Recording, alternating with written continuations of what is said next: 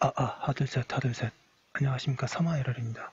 송덕수 교수님자 제10판 시민법 강의 3미도 1546페이지 로마字 3번 조합의 업무 집행 보겠습니다. 서마에럴TV 질책, 구독, 추천을 부탁드리고 유튜브 구독을 권합니다. 조합의 업무 집행에는 대내적인 것과 대외적인 것이 있다. 이 중에 대외적인 것은 조합 대표 또는 조합 대리라고 한다. 1번의 조합의 대내관계, 협의의 업무 집행. 민법의 명문의 규정은 없지만 조합의 경우에는 사단과 달리 각 조합원이 업무 집행에 참여할 권리를 갖는다. 그렇지만 모든 조합원이 업무 집행을 하지 않고 일부 조합원이나 제3자에게 업무 집행을 맡길 수도 있다. 양가로 1번에 모든 조합원이 업무를 집행하는 경우, 반가로 1번에 모든 조합원이 업무를 집행하는 경우에는 의견이 일치되지 않을 때에는 조합원의 과반수로서 결정한다.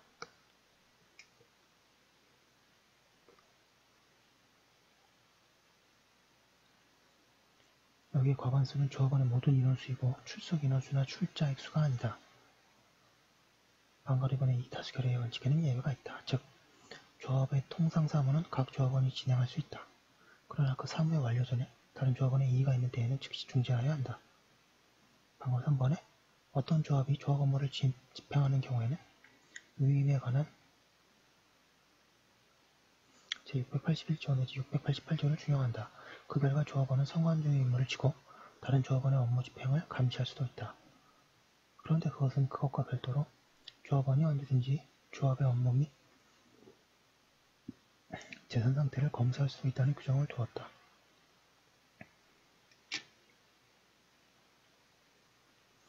양가로 2번에 일부의 조합원을 업무 집행자로 둔 경우, 반가로 1번에 조합원들이 조합계획에서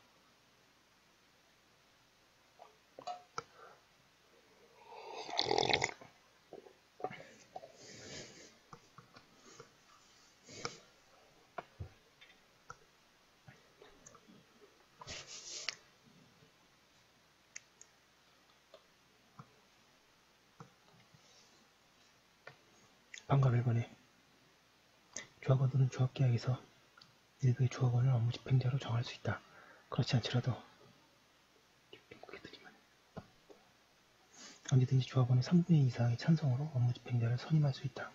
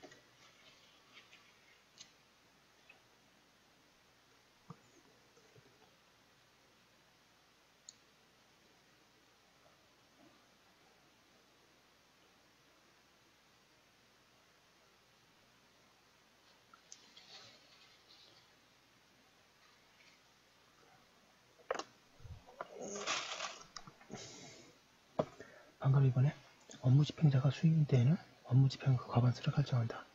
다만 조합의 통상 사무는 각 업무 집행자가 전행을 할 수 있대. 그 사무의 완료 전에 다른 업무 집행자의 이의가 있는 경우에는 즉시 중지하여야 한다. 그리고 업무 집행자인 조합원에 대해서 위임에 관한 일부 규정이 준용된다. 한편 업무 집행자가 있으면 다른 조합원은 통상 사무도 집행할 수 없다. 그러나 언제든지 조합의 업무 및 재산 상태를 검사할 수는 있다. 라고 하고 있습니다. 반가로 3번에 위 1과 2에서 설명한 706조 제1항 2항 및 조합원은 조합원의 출자 가액이나 지분이 아닌 조합원의 인원수를 뜻한다. 다만 이 규정은 임의 규정으로서 당사자 사이 약정으로 업무 집행자의 선임이나 업무 집행 방법의 결정을 조합원의 인원수가 아닌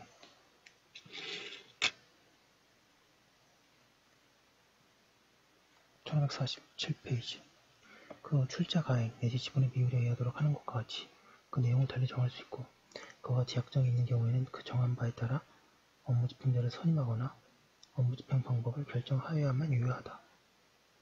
업무집행자인 조합원은 정당한 이유 없이 사임하지 못하고 해임당하지도 않으며 정당한 이유가 있어 해임하려면 다른 조합원의 의견이 일치되어야 한다. 플레보겠습니다.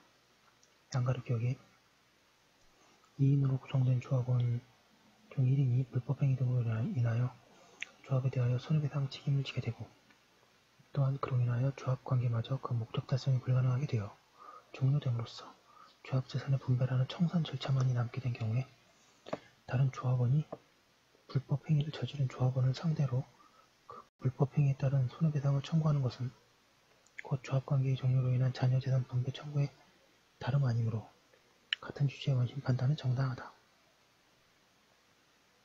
양가론이는 일부 조합원이 동업계약에 따라 동업자금을 투자했는데 업무집행조합원이 본인의 임무에 위배되거나 혹은 권한에 넘어선 행위를 자행함으로써 끝내 동업체의 동업 목적을 달성할 수 없게끔 만들고 조합원이 출자한 동업자금을 모두 허비한 경우에 그로 인하여 손해를 입은 주체는 동업자금을 상실하여버린 조합, 즉 조합원들로 구성된 동업체라 할 것이고 이로 인하여 결과적으로 동업자금을 출자한 조합원에게 손해가 발생하였다 하더라도 이는 조합과 무관하게 개인으로서 입은 손해가 아니고 조합체를 구성하는 조합원의 지위에서 입은 손해에 지나지 아니하는 것이므로 결국 피해자인 조합원으로서는 조합관계를 벗어나 개인의 지위에서 그 손해의 배상을 청구할 수는 없다.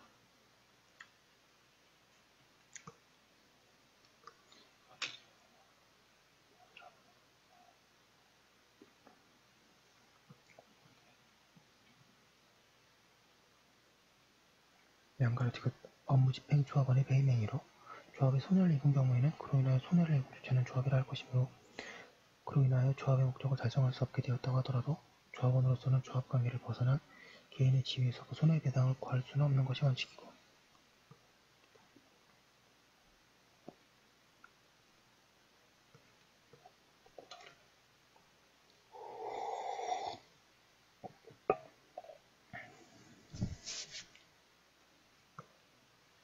다만 배임행위로 인하여 조합관계가 종료되고 달리 조합의 자녀 업무가 남아있지 아니한 상황에서 조합의 유일한 재산이 배임행위를 한 조합원에 대한 손해배상 채권의 형식으로 잔존하고 있는 경우라면 다른 조합원은 배임행위를 한 조합원에게 손해배상 채권액 중 자신의 출자 가액 비율에 의한 몫에 해당하는 몫을 돈을 자녀재산 분배금으로 청구할 수 있을 뿐이라고 할 것이다.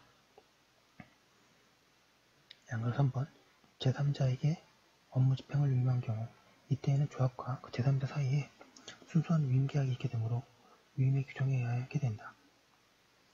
2번에 조합의 대외관계 조합 대표 또는 조합 대리 양가를 1번에 조합 대리 반가 1번 조합은 법인 기억이 없음은 물론 단체성도 약해서 대외관계에서 조합 자신의 명의 1548페이지 행위를 할 수 없으며 조합원 전원의 이름으로 하여야 한다. 그런데 이는 매우 번잡하여 실제로는 대리의 방법을 이용하고 있다. 즉 어느 조합원이 한편으로는 다른 조합원을 대리하고 다른 한편으로는 자기 자신의 자격으로 제3자와 법률행위를 하는 것이다. 이와 같이 조합의 대외활동이 보통 대리 형식에 의하고 있기 때문에 조합의 대외관계를 조합대리라고도 한다.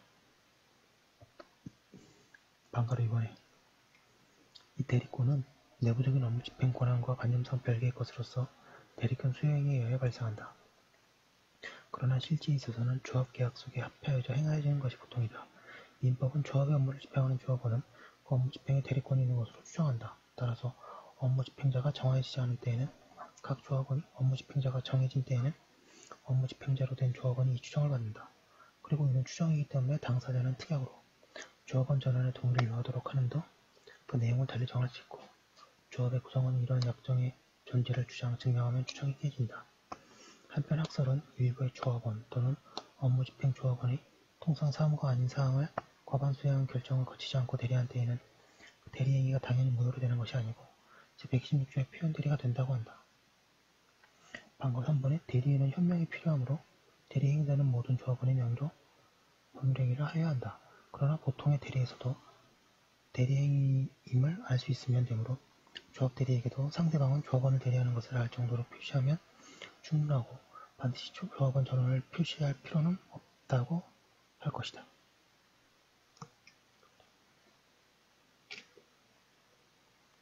판례해보겠습니다.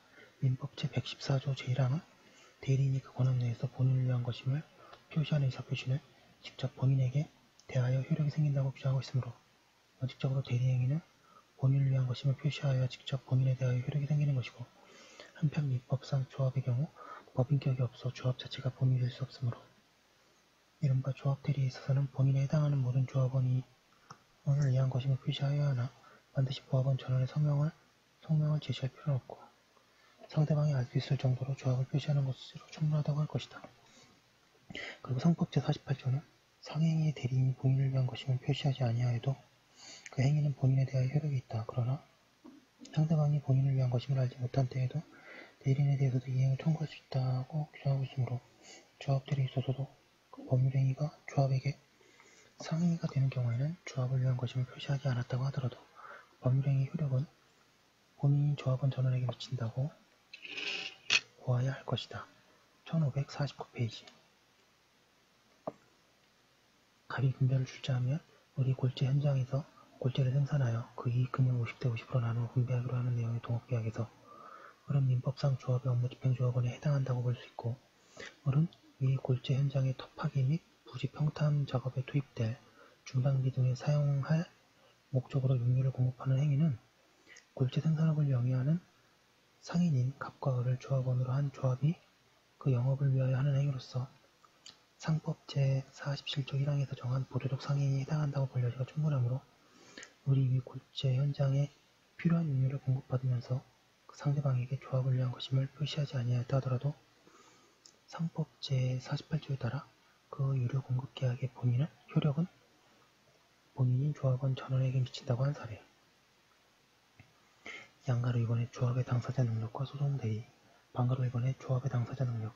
민사소송법 제52조는 법인 아닌 사단이나 재단에 대하여 대표자나 관리인이 있는 경우에 소송 당사자 능력을 인정하고 있다. 그러나 조합은 사단, 재단과 전혀 다른 만큼 그 규정은 조합에 적용 또는 유추정될 수 없으며 따라서 조합은 소송 당사자 능력이 없다. 통설과 판례도 같은 입장이다.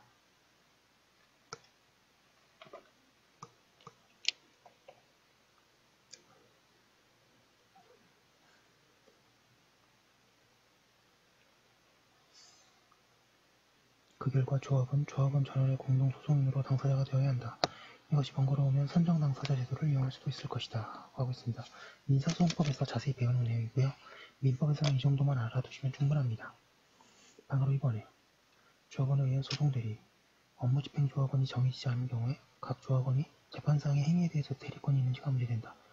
여기 관해서 학설은 긍정설, 그 다음에 이번에 일반의 법률행위에 대한 대리권이 있다는 사실로부터 당연히 소송대리권이 있다고 할 수 없다는 부정설이 있으나 소송대리권은 서명으로 증명되어야 한다는 점에 비춰볼 때 이 설이 타당하다. 기하에 의하여 업무집행조합원으로 정해진 자는 소송대리권도 가진다고 할 수 있다고 하고 있습니다. 뒤에 중요한 내용이 또 있어서 여기서 한번 끊고